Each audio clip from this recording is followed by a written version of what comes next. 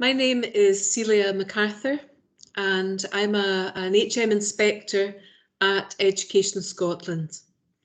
It gives me great pleasure today to be at the virtual Scottish Learning Festival and to be able to connect with so many of you across Scotland.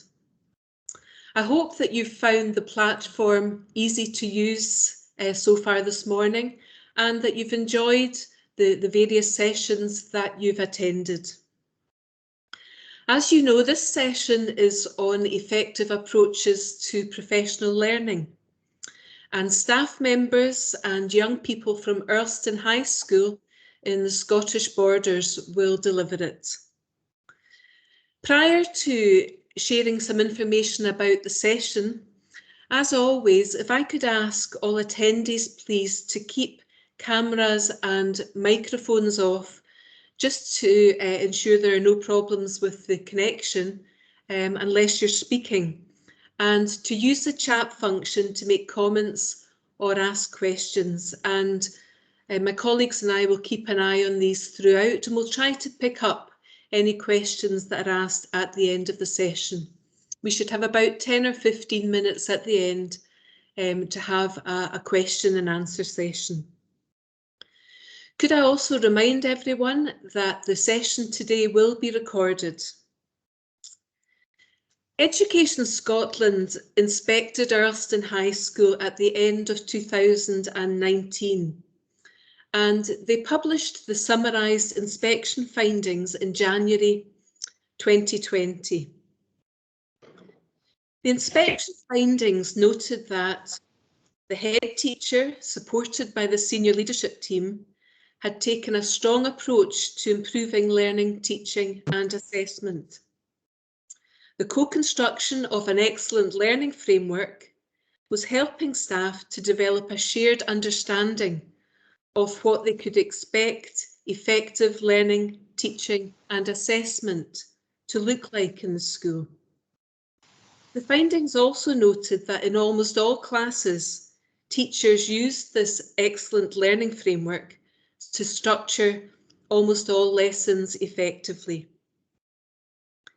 The findings also noted that the school had practice worth sharing in relation to how they were beginning to improve learning, teaching and assessment through professional learning. Today, I'm looking forward with you to hearing about the school's ongoing journey in relation to some of what I've shared. Its developing approaches to professional learning certainly sound very varied and interesting, and it will be good to hear from the staff and from the young people today how things are going in the school. So I think that's all from me. I'd like to pass on to Justin Sinclair, the head teacher of Earlston, who will introduce the session. Justin. Thank you, Celia. Well, a very warm welcome to sunny Scottish Borders virtually to Earlston High School. You're all very welcome, and it's lovely to see so many colleagues with us this afternoon. Now, I'm not going to talk for very long because my depute Learning, Teaching and Assessment, accompanied with Lisa Johnson, an outstanding teacher of humanities, but also leads on many whole school initiatives, as well as two of our fantastic young people, will be talking you through the journey that we've been on. And it has been a journey. I will have been the head here 6 years in December. And has it moved as fast as I would have liked? No. But we've learned a lot along the way. And what we're going to try and do this afternoon is share that journey with you, warts and all, what's gone well and what's taken a bit more time. The bit that I think from the head teacher's perspective very much was we came late to the party with the framework because I assumed that everybody knew what excellent learning and teaching looked like. And actually, it's something that we can't take for granted, that everybody knows what excellence looks like. Therefore, the co-creation of our framework really started us in terms of the pace of the journey. It really started to improve that pace throughout the school. And 2 years on, really, from the inspection, even throughout lockdown, we've seen real development in terms of that pedagogical improvements. And hopefully what you'll get this afternoon is a flavour of its conception all the way through to where we are today. So once again, a warm welcome and thanks for the introduction, Celia. And I'm going to pass on to Damien Hayes, who's Deputy Head Teacher here at Earlston High School. Hello, good afternoon, everyone. I'm just going to take a second to make sure that everything is unmuted and on screen, and that I have my presentation ready to go.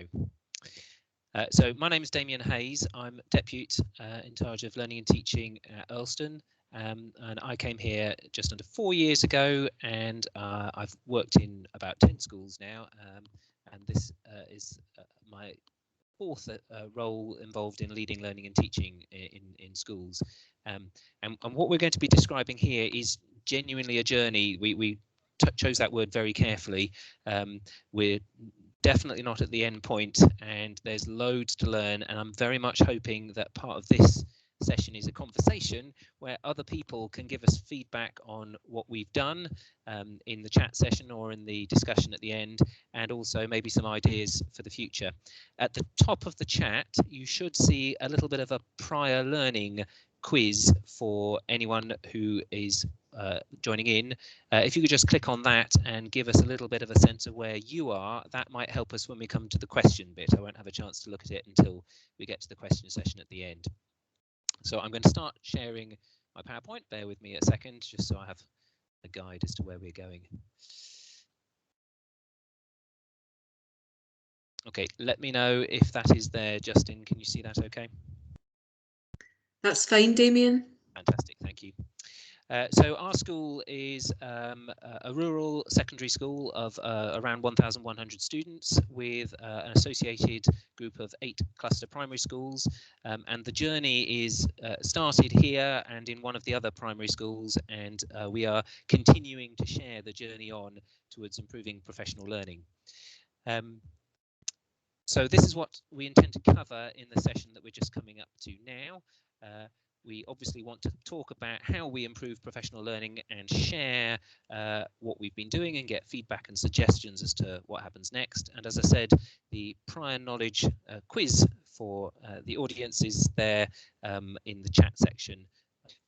Damien, it's been deleted. Damien, can you just upload the prior knowledge quiz again? Maybe I'll just do that at the end Perfect. section rather than interrupt. So you can Perfect. always come back and we'll do feedback later.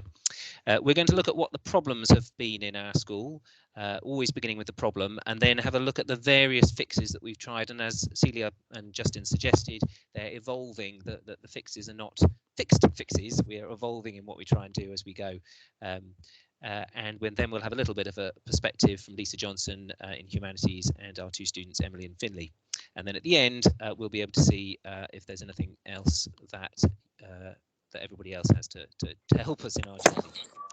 So the first point to look at is the problem, in inverted commas, in our school. Many of these problems will be common across schools across the world, I think, and some of them are particular to Earlston. The first one is the attainment gap. That's a national problem that we've been working on, as have many other countries. Poorer students or students from more challenged backgrounds do less well, and we know many of the reasons why, and we've worked hard at flattening the graph so that attainment is the same from whatever background you come from, but we do not have a flat graph, and there is a difference. Your background does dictate to some extent your attainment. So that's the first problem. The second that everyone is very familiar with is the COVID gap. In our school, we are pretty precise on it. We were lucky enough to have iPads delivered to the school in the months before lockdown, surely by chance, and that allowed us to be very precise at exactly how much learning is missing in some of our students. And the rough percentage is about 25% of students with very little learning done during those 6 months of lockdown. And just to kind of focus that in a little bit more, that means your typical S3 student who is in that category might have missed 80 maths lessons. So that's a significant gap in learning. And then the third key area was picked up by the 3 inspections we managed to fit in 2019, just before the lockdown. It was a very busy year indeed. A local authority inspection, one from the GTCS, and then the full HMIE inspection with Celia. And one of the key findings from all of those was that there was a gap in terms of the responses that students gave in class to teachers. We've called it the questioning gap. You could call it the checking for understanding gap, or a kind of dynamic gap about what's actually in a student's head inside a lesson. So there's a lot of work to be done, we think, across the school in that. And then a final gap that is to do with vocabulary. And again, this is a wider discussion perhaps about students not understanding because they don't have a sufficient vocabulary to understand the secondary school curriculum. So that's the first kind of set of problems. And the second set of problems is one to do with how we fix the first set of problems, because teachers, of course, are the largest single resource that a school has. The just under 100 professionals working in this building represent well over 80% of the annual budget of the school. And that resource is the main way we have to fix the problems we've got in the other areas. Things that what happens in a student's home is very difficult to control, but how good the experience is in school is the main area that we have to affect change. So there's a problem, I think, in how we improve ourselves as colleagues and staff in the building. And I'm going to use myself as a little example to start off with that. I've been teaching for 20 years in 10 schools. I had a really good experience. I had not that good experience of PGDE, but I had a really good experience as a probationer and in my first year of very good mentors training me and giving me feedback on my progress. But in the remaining 20 years, I don't think I've been observed more than once a year, often less than that. And I cannot think of a single example where my observation or was followed up by feedback, whether I was supported on in class to improve. And that still is the case right now. And I'm not blaming anyone because, as I said before, I was in charge of learning and teaching in the last 4 schools. So I was the person who stood up in the hall and gave presentations, a bit like I'm doing now, but then didn't follow up and see what impact that was having in schools. Now, my rough rule of thumb is that an in-service day costs the school, in terms of staff time, something over £20,000. So that seems like a problem in that the training we're doing is not having big enough impact in classrooms. And that fits with what our staff at Earlston said when we asked them about the training that we were doing. So in service days, everyone's sitting in the hall together, getting told the high-level messages from the people on high. Staff found that of limited value in improving themselves. That's matched by the inspection reports. We had a good inspection report, but we're looking to be excellent, as is everybody. We're looking to get as good as we can possibly be. So this is part of the gap that the problem represents. And finally, just to bring it out to a kind of national or even international perspective, the most recent OECD report came out a month or 2 ago, and one of the things it noticed is that Scottish teachers are, I think, the 2nd or 3rd worst in the world for the amount of time they have to develop their own practice. And given the resource that we put into teachers, that sounds like a problem. So the solutions are based, there are wide range discussions on solutions, and one of the main 4 areas of solutions come from, well, we started off with the research in 2014, the Sutton Trust by Robert Coe and another group of professionals, and a wide range of other research documentation, some of which is noted at the end of this presentation, which suggests 4 main principles as to how we should move forward. The first is that we should agree a framework of what good looks like in learning and teaching. And as Justin said, we didn't entirely have one. So we'll have a little look at that. The second is the giving teachers agency over their own development. And another word we use a lot is giving them autonomy or empowering them to identify their own priorities, identify what is not working for them in their classrooms, and then to support them to improve. And we've done that, at least initially, through requiring all colleagues to do a practitioner inquiry, which we call pedagogical plans. The phrase that kind of launched the pedagogical plans in our school was, what's the stone in your shoe? What's the thing that is holding you back or just irritating you about your own practice that you want to improve? The third element is that there is an expectation to improve, and that is supported by the school in different formats. And we've tried quite a range of formats. We've tried learning groups, we've tried working groups, we've tried critical friends, we've tried coaching, we've tried sharing good practice, and so on. That expectation that you look to improve and that you share what you've done with other people is really essential. And fourthly, and this is the bit that is the hardest of all, and that we have done the least, and that, given all the priorities of COVID and everything else, has become the most difficult for us to achieve, is that teachers' time is the single most valuable resource we spend. And that if we are going to genuinely prioritize learning and teaching, that is going to mean that we have to cut out other things. The amount of time that I, as a senior member of the school, spend on supporting staff in learning and teaching should be proportionate to the importance that I place on it. So if I think it's the single most important thing, then in theory at least, that should be the thing I spend the most time in my week on.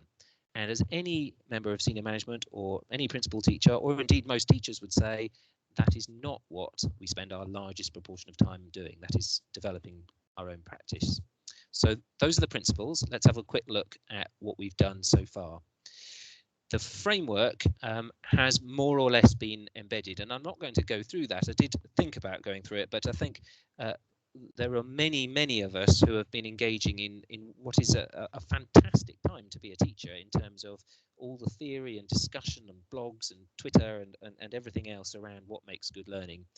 I don't think it matters too much what actual framework schools choose. I think schools need to choose it for themselves. They need to have a discussion, because what a framework really does is give you a common language about what good looks like in your context.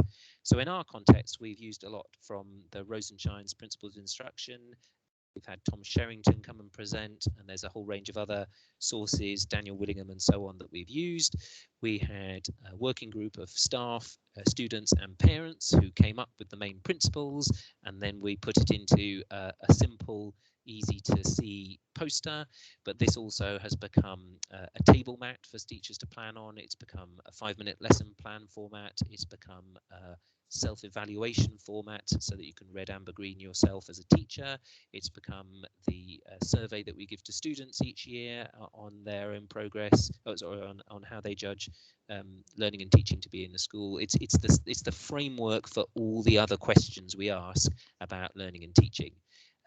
So in a nutshell, the prior knowledge, the learning intention success criteria, how you learn new materials, the checking for understanding, that's probably where we are weakest at the moment, the feedback for the teacher, the area that Dylan William is most interested in, feedback for students, and also practice.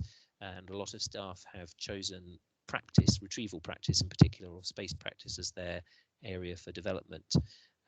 And all of that wrapped around the essentials of better relationships and metacognition. So that's our framework.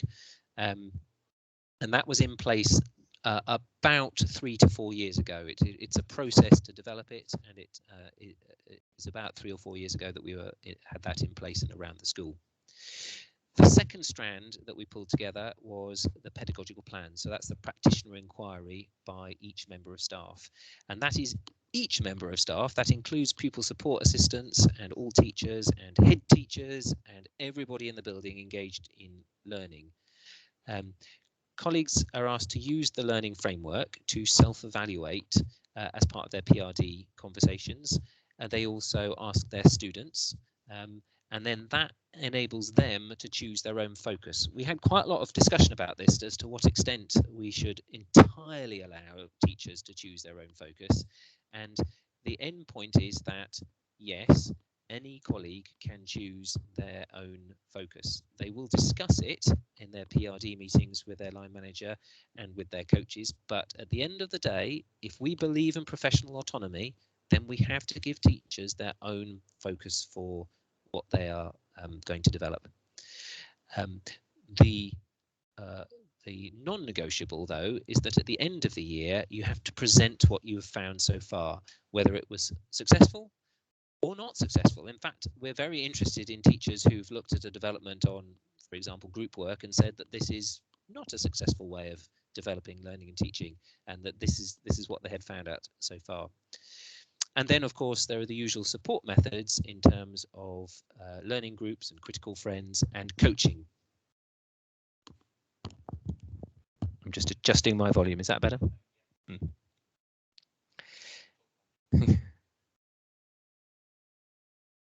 So here's an example of a pedagogical inquiry, and Lisa Johnson may speak a little bit about hers as well. This is one from a scientist, so it tends to look quite scientific, but it is another example, though, of lots of strands coming together, because this is almost directly, in fact, it is directly lifted from the SCEL framework that they use for presenting for those staff doing the leadership, the leading learning modules that SCEL used to run, and a number of our staff have done that, so we just copied theirs, and it has also spread across the authority. This is what all the NQTs do as part of their development practice in authority, a one-page presentation or poster that can then be discussed at the May in service. And as I said, in May, all staff are expected to share their plans. They might be sharing it with the person next to them, or they might be sharing it to the whole school, or it might be through a carousel, or we've tried various ways of sharing, but the important point is that there is an expectation that it is shared widely. But even this was not enough, because what tends to happen is that a member of staff chooses a pedagogical plan, and then it gets lost in the hectic nature of a teaching year, and then they rush to complete it in May, and it may not have really impacted as much as we would like for all of the staff in school. So there's another strand, a third strand coming together, which is the authority focus on coaching. About a third of Earlston staff have completed full coaching diplomas. So we have a real body of coaching expertise in the school. And the strand of coaching that we felt was most beneficial for us is something called incremental coaching. And I'm going to talk about that in just a moment. We piloted that just before, maybe a year before the pandemic, and that was effective. And so we are rolling that out to support staff with their pedagogical plans over the next, we started last year, before the pandemic, and we're continuing this year. We've got other indicators that we're in the right lines with this, as we were awarded the GCCS Award for Excellence in Professional Learning, and HMIE praised what we were doing, and we also have CIC research school status. So all of these are pointing towards the incremental coaching as our next step. On incremental coaching, staff have chosen an area in their practice, their pedagogical plan, at a micro scale. So it might be that they are working with 5 students to improve their dyslexia, or to work with their dyslexia, or it might be that they're working with a single S3 class to improve the practice that they do, the retrieval practice they do. It's generally a micro scale project. Staff then choose a coach to support them. The coach can come from the poaching bank, or it can come from the wider body of support assistants. So, for example, the educational psychologist is coaching 2 members of staff with the dyslexic priority. And over a period of 4 to 6 weeks, it could be slightly longer, they will go through a professional development cycle. So they will try a method, and then the coach will observe what they've done, discuss it, and then the following week they retry, observe, discuss, and then iterate that 4 to 6 times, and that might be weekly or bi-weekly. So that is quite a significant commitment from the school to supporting staff development. very significant in terms of time. What we are basically trying to do is to give all staff, including pupil support assistants, the opportunity to have the sort of coaching that we all had right at the beginning of our careers as student teachers or as NQTs. We're trying to roll that out as an annual thing for all staff. Now, that is pretty much impossible at the current situation. But that is our stretch aim. So at the beginning of this year, I gave staff a choice. And remember, bearing in mind that the aim is to both give staff autonomy and to support them by taking away other things so that they have the space to use their autonomy. So the choice was to either do traditional professional learning, so that's the sat in the hall, that's directed by me or directed by the senior management with the normal sets of formal observations each year, the pedagogical plan as normal and the PROD as normal. So staff can choose that, and about half of staff were expecting to choose that. And the second option is to choose the incremental coaching or the one-to-one model, where there is no formal observation. The inset time is given back to staff for the conversations around professional learning, and that they take up the incremental coaching offer of 4 to 6 weeks of iterated coaching. So that's where we've got up to now, and that's the big priority for school in terms of professional learning. We have all the other stuff going on, all the many things that schools try, all the excellent ideas. My most recent idea in lockdown came from a school down south where they just opened it up and all staff have been able to buy a book, and we've had 50 different books bought by staff, and they're going to feed back on the ideas from those. Twilights, sharing practice, and a wide variety of staff doing extra qualifications, all supporting the overall structure of the framework that we've just discussed. So this brings me to Lisa, who's one who has done both SCEL and is now doing a master's qualification, and she's going to talk a little bit about her perspective of professional learning of what I've just discussed. If you bear with me, Lisa, I will just see if I can easily exit the spotlight and put you on. Right, I think I can spotlight you there, Lisa. Okay. Hello everyone. Can you just confirm that you can hear me okay? I'll talk nice and loud. All okay, Lisa, we can hear you loud and Thank clear. you. So what I would like to do is give the class teacher's perspective on the Excellent Learning Framework and pedagogical plans. I think the Excellent Learning Framework has really helped to inform your areas of development. As you've seen in the framework picture, it really sets out clearly the different elements that make up a key important lesson. And what I quite like about the framework is it's this idea of a continual loop for lessons. You're always going to go back to, at the start of a new lesson, the first step of establishing the prior knowledge that the pupils have. It's also helped to, as Damien mentioned, create that common dialogue among staff. It really helps in department and faculty meetings when you're talking about the areas of lessons that you want to focus on. For me, it's also really helped to inform what I wanted to focus my pedagogical plan on, really tying in as well in those discussions in my PRD with my principal teacher. But the key part of the pedagogical plans is that they give you that autonomy as a teacher leader.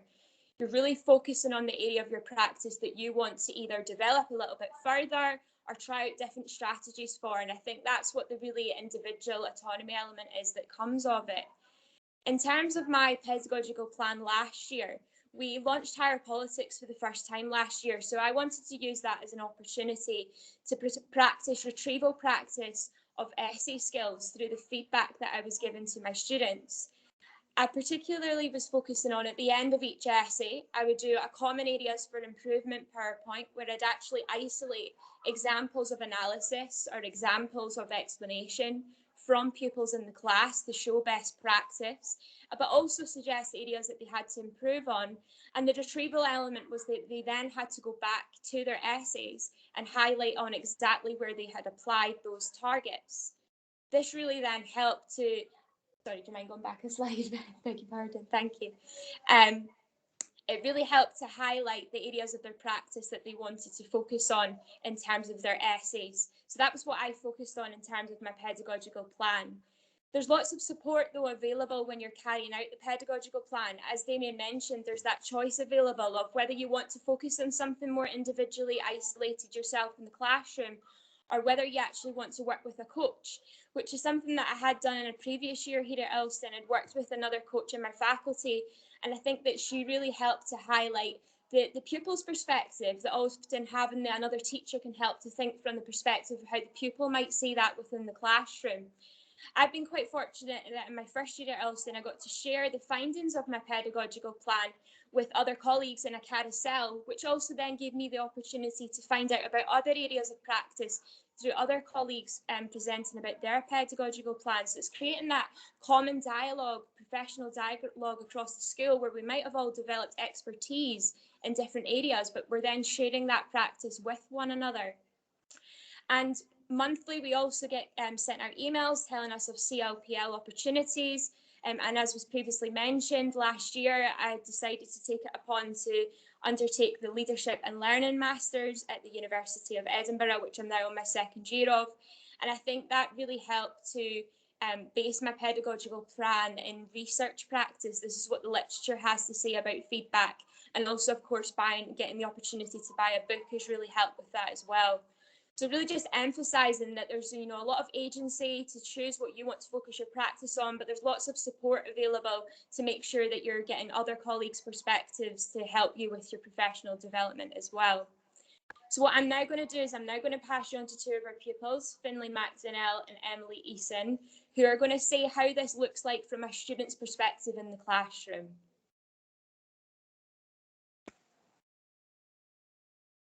Thank you, Miss Johnson.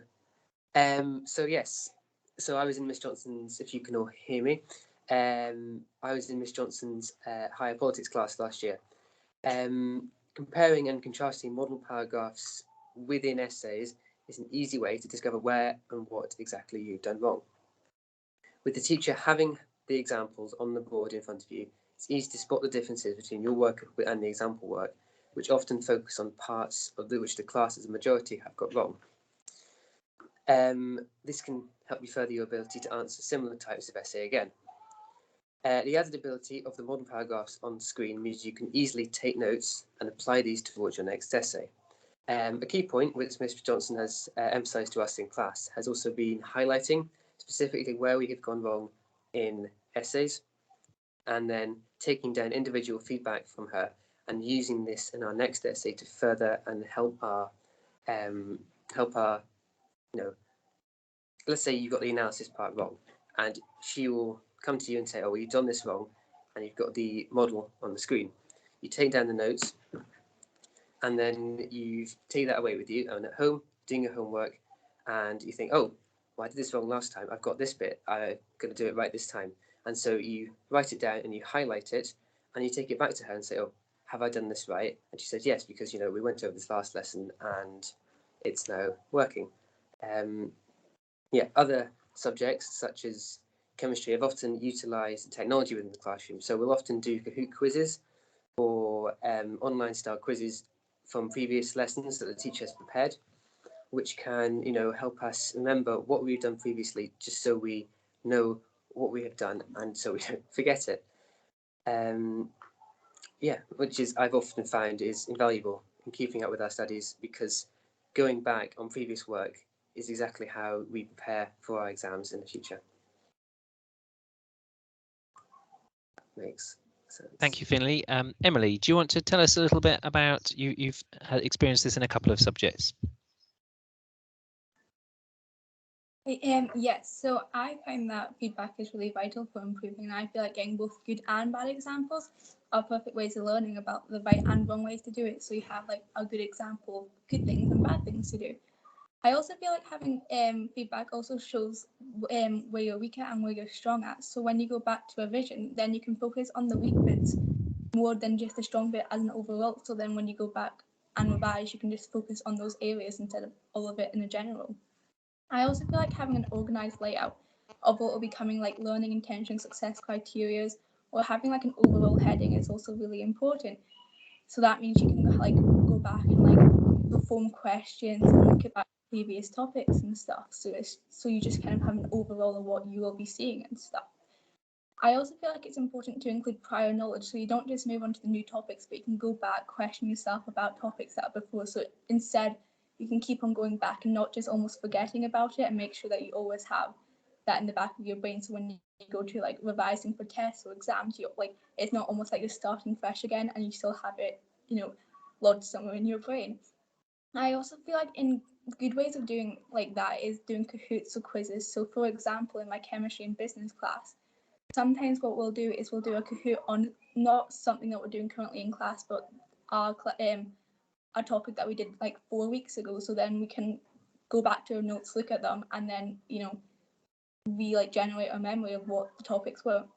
I also feel like the best way of me learning is that I say not just to read and note things, but to do active learning of like talking to people, forming your own opinions, and like interpreting the question, like other than just like reading it on a PowerPoint and stuff like that. But yeah, so like, thank you.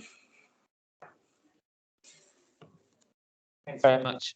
Thanks very much, Emily. I think what we're trying to show is that the impact has spread from the whole school plan through to the staff, and of course where it matters, which is students experiencing things like structure, learning intention, success criteria, retrieval practice, and so on and so forth. So that's it for our kind of formal presentation. What we'd love to hear is any comments or feedback or questions, particularly next steps that we could take, or next steps that other people have taken. That they would be all really very valuable. And as I say, I've put in the chat again the form for people to fill in, just to give a little bit of a self-evaluation or prior knowledge in our own jargon about where other colleagues are at the same point. I'm just having a scan through the questions, but I think it's also possible to put your hand up, and perhaps our moderator or our technician will be able to identify people who've put their hands up if there are any questions. Thank you very much for that, Damien, and for all of the group from Earlston. I noticed that there's one question that's come up in the chat from Mr. Garriach. In the coaching that you're doing, who do you use as coaches? Is it SLT or PTs, or do you use other people for that? So that's an excellent question. Sorry, I'll put my camera on as well. That's an excellent question, and we've discussed that at some length. In order for coaching to work, it has to be a relationship of trust. And the problem with using SLT is that traditionally, at least, we have had the impression of being about quality assurance. And that does not create a relationship of trust. If I go in with a checklist and a big, I'm the deputy and I'm checking up on your lesson, that does not create the conditions for supportive feedback that are going to be acted on. So we have taken the position that there is no requirement. Teachers can choose their own coaches. Now, there is another side to that, of course, because it is the case that novices, including novice teachers, tend not to know where they are the weakest. So there's a strong, tension between that, but we've decided that the teacher autonomy is the guiding principle, and so teachers have the choice of their coach. However, their line manager in a PRD conversation may help them and give them a supportive suggestion as to who they might go towards, but at the end of the day, it's the teacher's choice. And we think that the win out of that autonomy will reach far more teachers than any kind of compulsion about who the coach might be. In terms of who we use, the biggest problem is the resource of applying that many people to support that many people. So we are looking everywhere for resource. So that's why we're putting in people like the educational psychologists, where we're putting in SLT where they can, where we're putting in people from other schools, and where it could be a head of faculty or it could be a classroom teacher who is being a coach. It's wherever we can find the best resource to support people. In actual practice, one of my roles is often to cover the class for the coach who's popping out for 10 minutes to have a quick observation.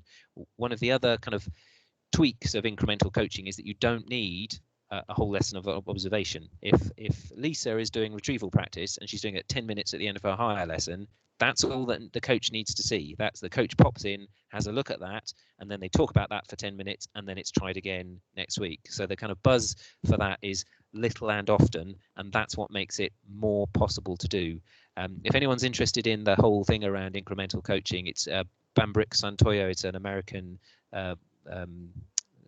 mate of Doug Lemov who recommends it, and he reckons that on the hours that we have as an SLT, it is possible to support every single member of staff being coached every single week, if you really prioritise learning and teaching.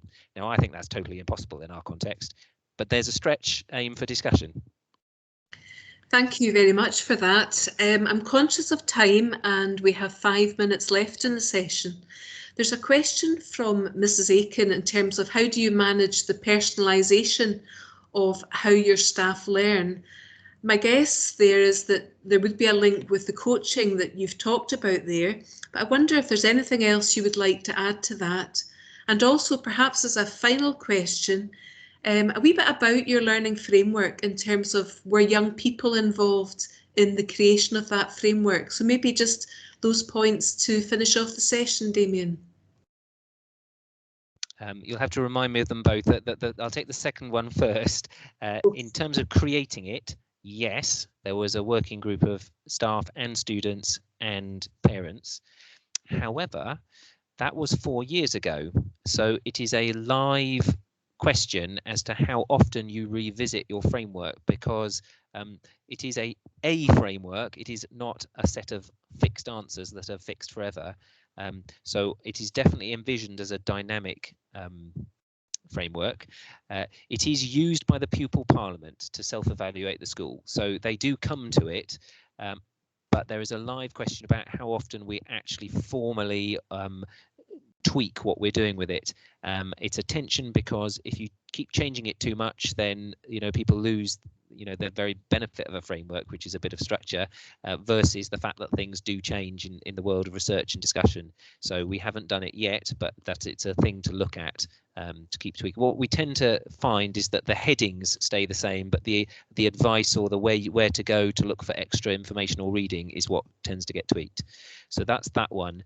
In terms of supporting staff, is that personalisation? The personalisation, yes. I mean, it is entirely personalised, because teachers have autonomy over choosing which area of the framework they choose. However, we are strongly recommending that they choose an area of the framework, and indeed almost all teachers have done that. There are one or two where it's come from slightly out with, and certainly when we first did pedagogical plans, there were teachers who went quite off ball and we're looking at something quite different. We don't want teachers to look at, for example, developing a new National 5 course. That's not the area that this is for. We're now used to pretty much continual change in assessment, and that's soaked up 10 years of teacher development time. We think, particularly after the lockdowns, that teachers are really very skilled at developing assessment, but we want them to focus on pedagogy and use the framework as the language that they're using to think about choosing their pedagogical plans. There is another tension there around, if teachers choose an area from the framework that isn't actually the one that I think is the priority for the school. I mean, I think for me and for many of us, it's around checking for understanding and retrieval practice. But if a member of staff thinks that their area for development is around learning intentions, success criteria, for example, we have decided that that is their autonomy to choose that, and it may be the case for them in their classroom. Thank you very much. Yep. There's a question from Deborah just about is it starting to work across the learning community? And I'll just give a very brief answer to that, Deborah. Yes. The 2 strands of our cluster improvement programme this year are using coaching. It is using coaching in terms of literacy, numeracy and health and well-being with our young people, but the second bit is coaching for pedagogical improvement. So we're doing this as a cluster, and what we therefore envisage is that we then have that cross-sector coaches working across our cluster schools and sharing in interesting practice and learning from one another. That's great, Justin. Thank you very much. I think that brings us to the end of this session. Perfect timing from everyone at Earlston. On behalf of us all, could I say thank you very much for that presentation. I certainly found it very interesting. Thank you to Justin, to Damien, to Lisa, to Emily and to Finlay for giving up your time. I hope that everyone has found it interesting this morning. I'm certainly going away with a number of points to reflect on a wee bit further, but could I thank you all very much. Enjoy the rest of your day. Thank you, everyone.